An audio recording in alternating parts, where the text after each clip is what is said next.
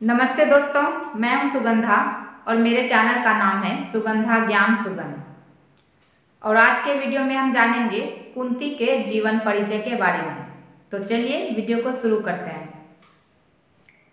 कुंती का जीवन चरित्र। कुंती यदुवंश के राजा शूरसेन की पुत्री थी। बचपन में उसका नाम प्रथा था। राजा शूरसेन के फुफेरे भाई कुंती भोज निसंतान थे। उन्होंने कुंती को गोद लेकर उसका पालन पोषण किया। एक बार कुंती ने अपने यहाँ पधारे हुए ऋषि दुर्वासा की ऐसी सेवा की कि उन्होंने प्रसन्न होकर उसे वरदान मांगने को कहा।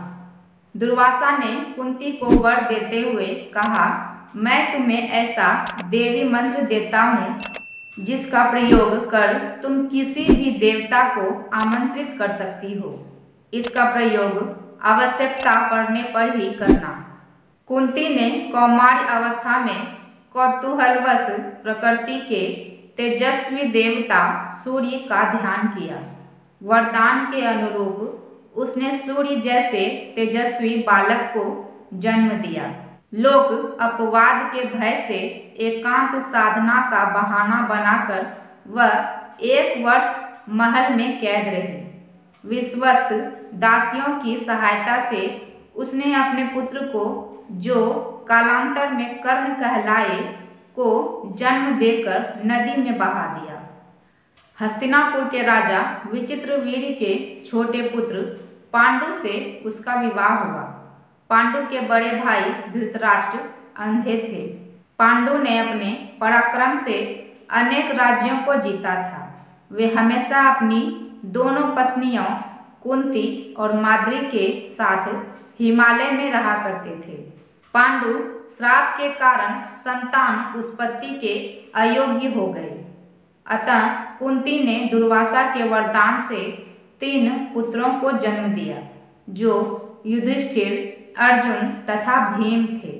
पांडु की दूसरी पत्नी माद्री ने कुंती के वर की सहायता से अश्विनी कुमारों का ध्यान किया तो उसे नकुल और सहदेव उत्पन्न हुए।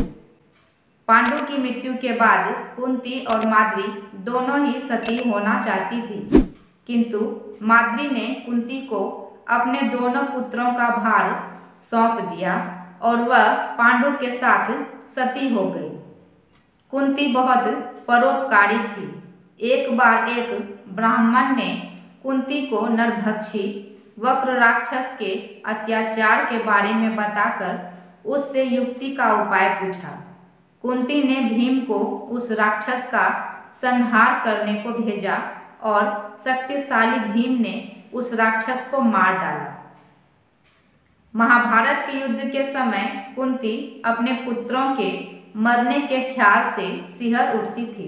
उसने कृष्ण की सहायता से दुर्योधन को संधि प्रस्तावना भेजा था ताकि युद्ध ही ना हो, किंतु दुर्योधन ने उसे ठुकरा दिया था। कुंती ने राज्य छीन जाने, जुए में हारने, अपने पुत्र कर्ण के अपमान को, कुलशील बहू द्रौपदी के अपमान को झेलने का कष्ट सहा था। कुंती ने भी द्रौपदी के अपमान का प्रतिशोध लेने हेतु पांडवों से कहा था। कौरवों द्वारा लाक्षागृह में आग लगाए जाने पर किसी तरह उसने तथा 5 पांडवों ने अपनी जान बचाई थी। कुंती ने अनजाने में ही अपनी बहू द्रौपदी को 5 पांडवों की पत्नी बनने के वचन से बांध दिया था। कुंती पुत्र होकर भी कर्ण जीवन भर लोक निंदा के भय से अपमान और दुख सहता रहा। अपने पुत्र कर्ण की अपमानजनक दशा को देखकर कुंती भी बहुत रोती थी। लोक निंदा के भय से उसने जन्मजात कवच और सोने का कुंडल धारण किए हुए कर्ण को अंत तक अपना पुत्र ना कह पाने की पीड़ा भी झेली। कर्ण के समक्ष 5 पांडवों की प्राण रक्षा की भीख मांगकर पुत्रों के प्रति अपने स्नेह को प्रकट किया। उसने युद्ध प्रारंभ होने से पहले ही कर्ण से 5 पुत्रों की प्राण रक्षा करने का वचन मांगा था। इसके बदले में उसने कर्ण को एक अभिशापित जीवन दिया। यह अपराध बोध जीवन भर उसे सालता रहा।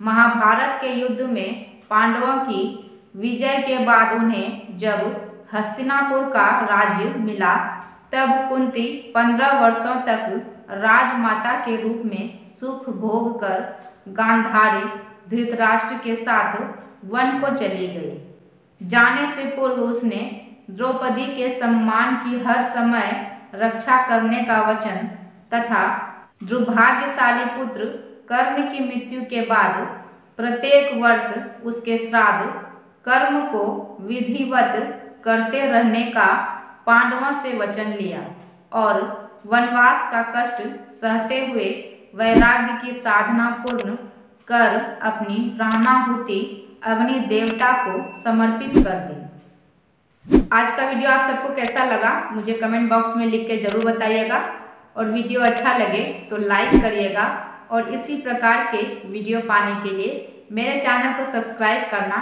नहीं भूलिएगा। धन्यवाद।